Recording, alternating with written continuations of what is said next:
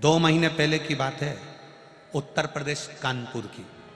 एक कर्नल ने, उसकी पत्नी मर गई थी, पत्नी मर गई। कर्नल आर्मी का कर्नल, मिलिट्री का कर्नल, बंदूक निकालकर खुद को गोली मारकर मर जाता। कारण उसने एक पत्र में लिखा, वो कारण केवल इतना सा था, कर्नल के 2 बेटे थे, दोनों विदेश में थे, अच्छी एजुकेशन दी, अच्छी पढ़ाई कराई, अच्छी विद्या कराई, दोनों की नौकरी लग गई, दोनों की शादी हो गई, दोनों के बच्चे हो गए, दोनों विदेश में रहने लगे, अलग अलग देश में रह रहे थे एक ही देश में पर अलग अलग जगह पर थे, दोनों रह रहे। पिता, पत्नी मरी, खबर करी बेटों को, दोनों बेटों को, बड़े और छोटे को, आओ तुम्हारी माता चली गई, तुम्हारी माता मर गई। जब तक बेटे नहीं आए तब तक कर्नल ने पत्नी का अंतिम संस्कार नहीं किया। छोटा बेटा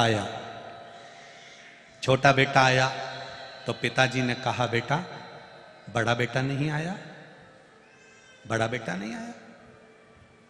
इंतजार करते हैं, आता होगा।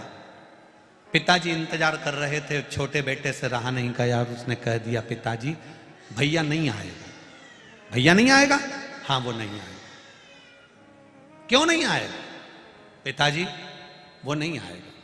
तो क्यों नहीं आएगा?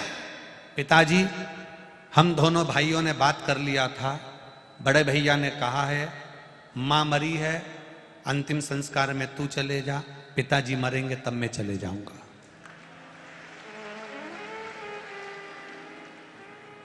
मां मरी है छोटे, अंतिम संस्कार में तू चली जा, पिताजी मरेंगे तब मैं चले जाऊंगा।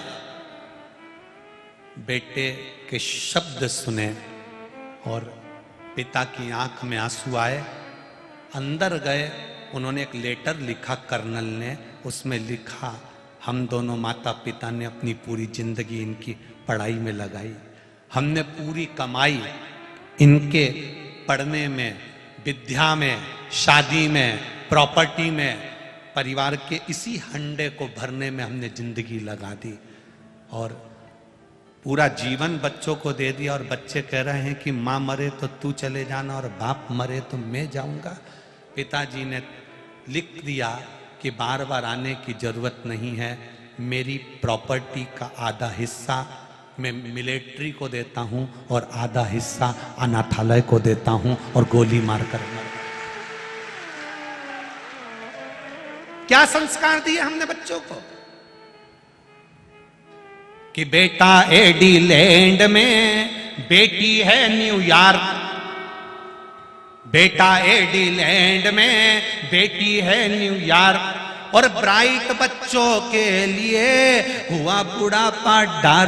काका क्या करोगे, ये रुपया कहां धरोगे, क्या करोगे इससे धन का? बेटे को पढ़ाया, doctor, engineer, collector, SP, DSP, तुम्हारे मर्जी पड़े, मंत्री, संतरी, कलंतरी, जो बनाओ, पर शिव पुराण कहती है सबसे पहले उसको संस्कारित बनाओ, नहीं तो तुम्हारा अंतिम संस्कार नहीं कर पाए।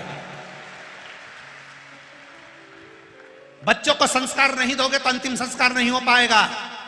जिस गांव में पानी की कमी होती है वहां की फसल बिगड़ जाती है, और जिस घर में संस्कारों की कमी होती है वहां की नस्ल बिगड़ जाती है। वृद्धाश्रम में जाकर देखना, बड़े बड़े पढ़े लिखे लोगों के माता पिता वृद्धाश्रम में मिलते हैं, कभी कोटेश्वर जैसे गांव के लोगों के माता पिता कभी वृद्धाश्रम में नहीं मिलेंगे, क्योंकि वो सेवा करना जानते हैं। ग्रामीण में रहने वाला, गांव में रहने वाला अपने माता पिता को साथ रखना पसंद करता है। पत्नी से झगड़ा इस बात का होता है गांव में कि मैं मेरी मां को नहीं छोड़ सकता, मैं अपने बाप को नहीं छोड़ सकता, तुझे छोड़ दूंगा पर अपने माँ बाप को नहीं छोड़ सकता। गांव में लड़ाई इस बात की होती है और शहर में लड़ाई इस बात की होती है छोड़ जाओ माता पिता को। और वो भेरू भी ऐसा माता पिता का बैग बांध के चंद्र घंटा के केले पे छोड़ भी आया। बारी जगदम्बा बारे भेरू गजब करा, पढ़ाया इसलिए, विद्याध्ययन इसलिए कराया, इसलिए तुमको ये बनाया, इसलिए विद्याध्ययन कराया, बाहर पढ़ने पहुंचाया।